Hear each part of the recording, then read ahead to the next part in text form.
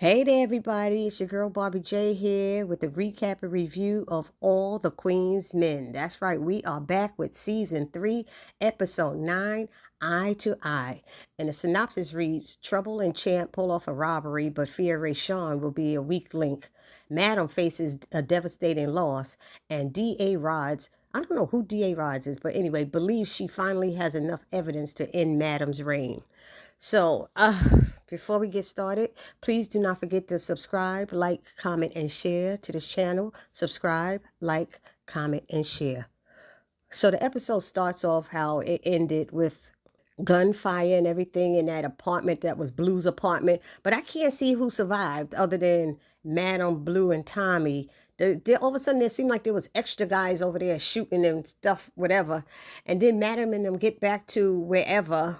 I'm thinking that's her club or something where that guillotine was, and she gets around the corner and finds her father's body there with his head chopped off. So I said, oh my God, this guy really did it. Madam was freaking out and everything, and she finally left, and Tommy said he'll take care of everything, told Blue to take care of Madam.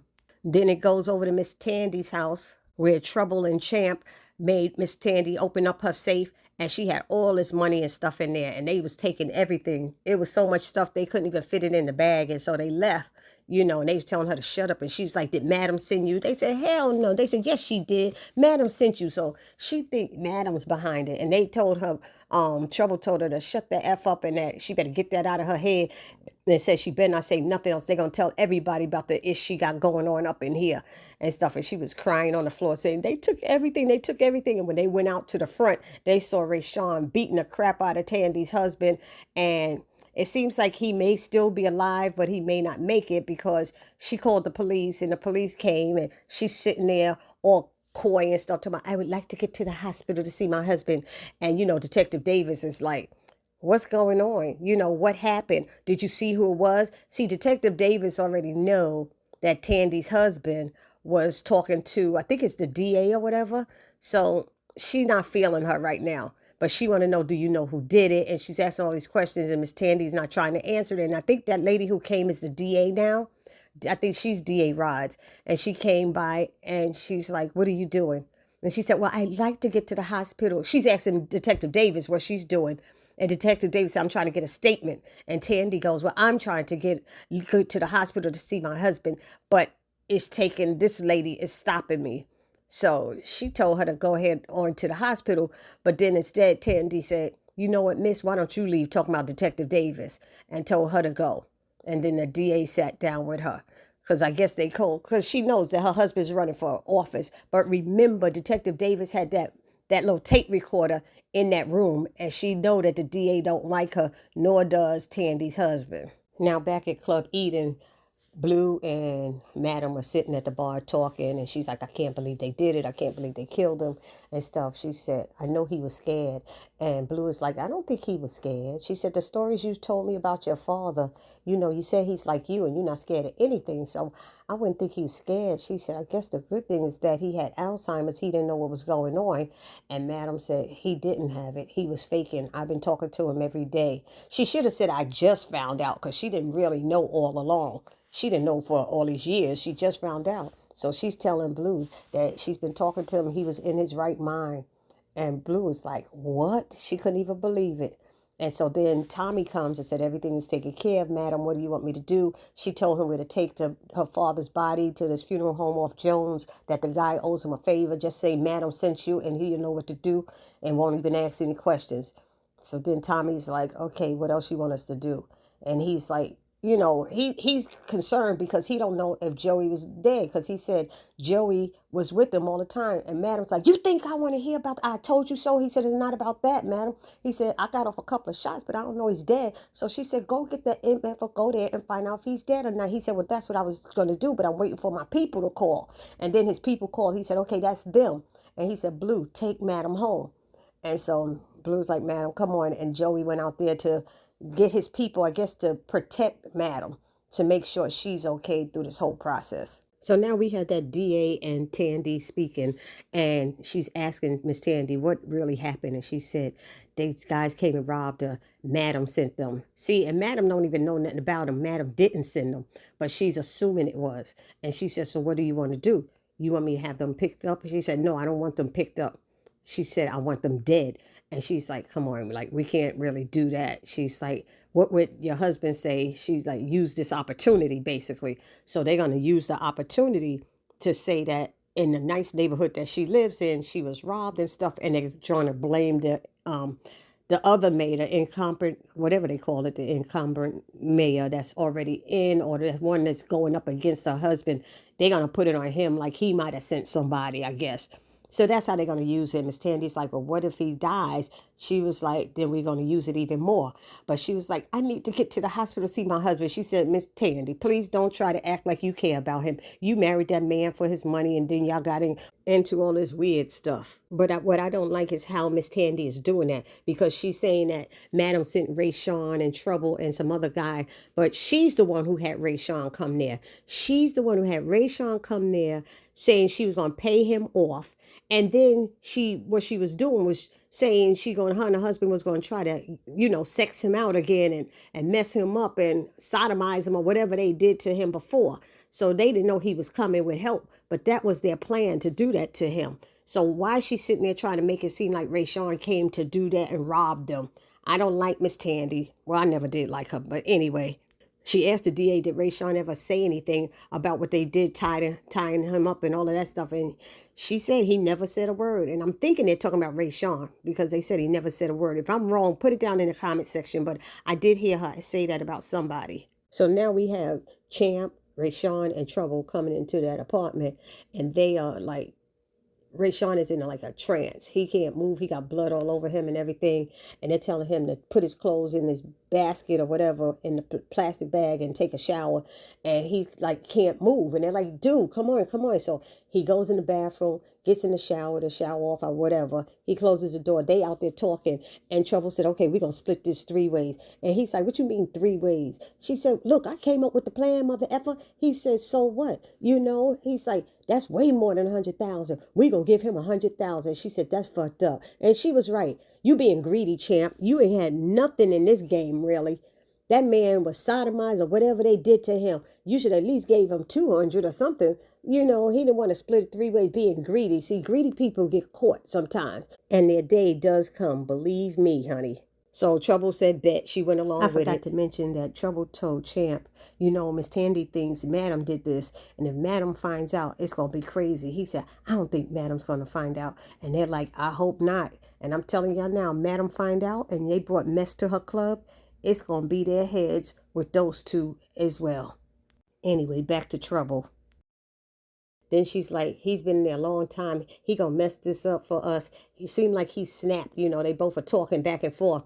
And he tells Trouble to go check on him. Trouble's like, no, you go check. So he go and check on Ray Sean, and he's sitting in the tub of water coming all down his face. His clothes are still on. He's just sitting there, and he's like, he needs to know. He said, what happened in there, dude? He said, I snapped. I thought about all the stuff that him and his wife did to me, and I just snapped. He said, is he dead? He said, I don't know. He said, I need to know if he's dead. He said, you need to clear your head and get all of that out of your mind and just, us calm down and go into work tomorrow like nothing ever happened. He said, I need to know if he's dead or not. He said, okay, cool.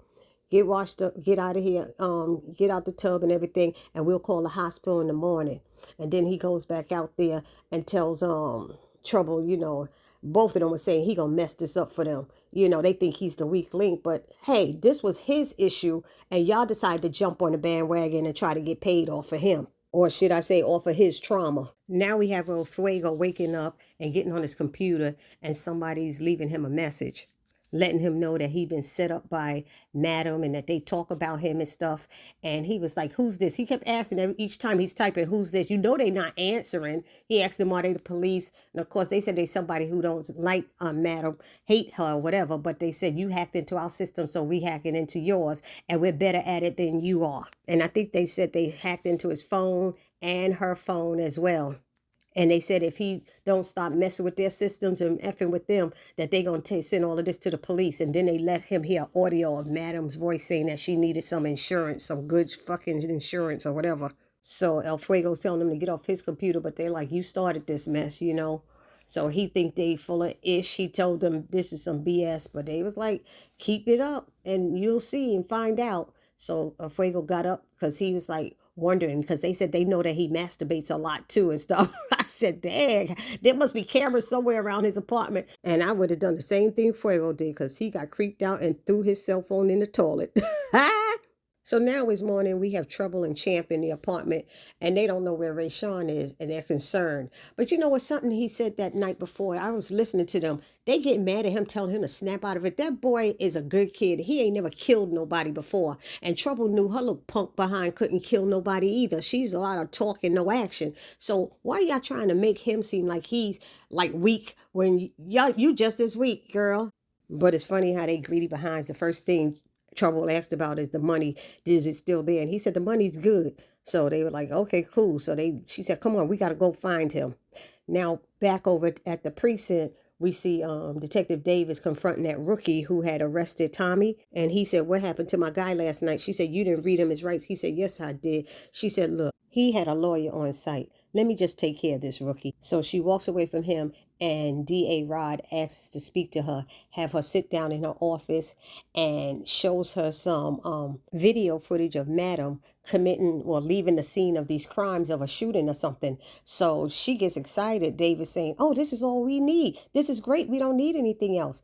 And then the DA said, well, maybe. She said, what do you mean? She's like, was this sitting in your email box all this time? She said, I'm just now seeing this for the first time. So somebody's setting up Davis right now. And then she asks Davis, where's her undercover? And she said, well, he's laying low because they tried to kill him.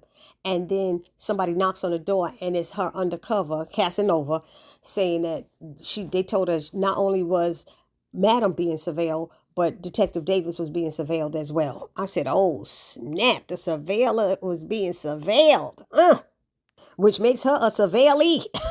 So then they asked her what was she doing in that dancer's apartment all night. And she's like, and Casanova said, don't lie. And then they show her video footage of her having sex with Doc on the couch, her legs up in the air. They's like, isn't that you? And Casanova said, what is that, supposed to be a body double? I said, oh, snap, she is busted. She said, y'all think I'm down with them? I'm not down with them. So, ooh, what a tangle webbed we weave. Look at what's happening here. So the DA says she has completely compromised this investigation. And she's like, no, I bust my ass on this case. She's like, no, I'm going to have to talk to your chief. I said, oh, man. Please don't show him the video. And the DA said she can't even go to a judge with this because she sat on it all this time. And she said, it wasn't in my email box. I don't know where it came from. But supposedly, yep, somebody's setting her up and it's been in her email box. It says from the day that it happened. So Davis is swearing everything is a lie. And the DA told her to just get out of her office. Get out now. And Casanova said, we can't prosecute her. And the DA said, you know, it's all probable cause, but she plans on using all of this information that she has against her. But they said they can put her there, but they can't prove that she did anything. They thinking she had something to do with the killings. Detective Davis ain't had nothing to do with it, though. And the DA did say she is and always has been a F up. And Casanova said, you were right. So she tells him to go out the back door so nobody will see him. And he said, okay, he got his homeless gear back there anyway. So now we see Trouble and Champ sitting outside the precinct, and she sees Casanova in his homeless gear. She said, look at him. That's that Igga, you know? And he said, why he playing like he homeless? She said, he always at it. I got to let, Madam know. He said, no, not until we find Ray Sean. So they had been calling his cell phone, but he won't answer. So now they heading back to the club to check for him there. And now we at Madam's house with Tommy and Blue. They thought she was asleep, but she wasn't. She said she couldn't sleep. And she's still upset about her father. And they start discussing about how to get even with the concierge. But he's going to say she started it because she killed his wife. You know what I mean?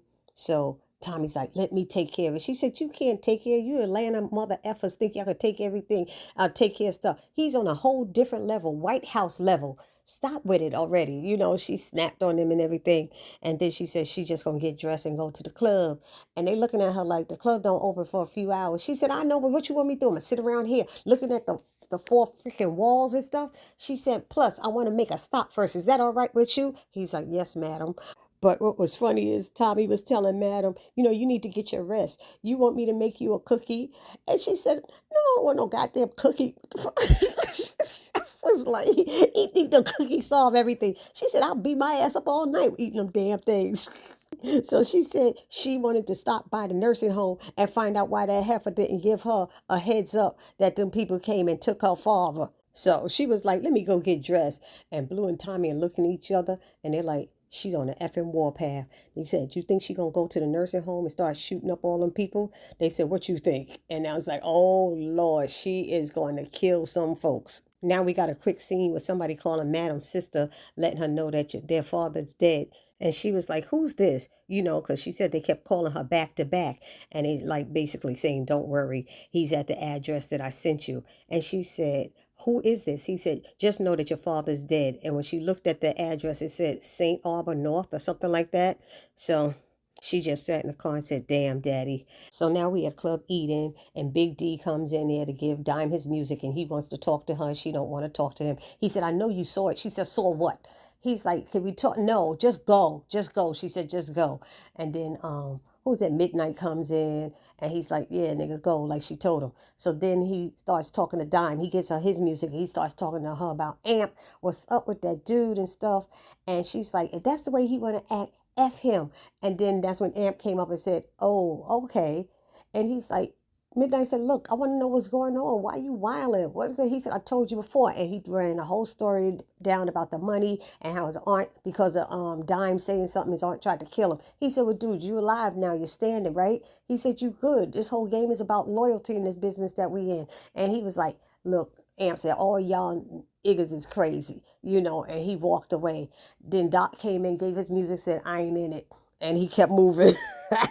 So Midnight said he gonna try to talk to Amp, and she said, "Don't talk to him on my account because he hates me." He said, "That man don't hate you." She said, "Yes, he hates me." He said, "That nigga was out in the parking lot last night putting air in your tires with a hand pump." He said, "So let it go." He told her, "Let it go," and she's like, "Really? He was doing that?" But I don't think Amp is the one who flattened her tires. I still think it was Big D. I'll be honest. And so now it ends with Madam Blue and Tommy showing up to the St. Albans nursing home.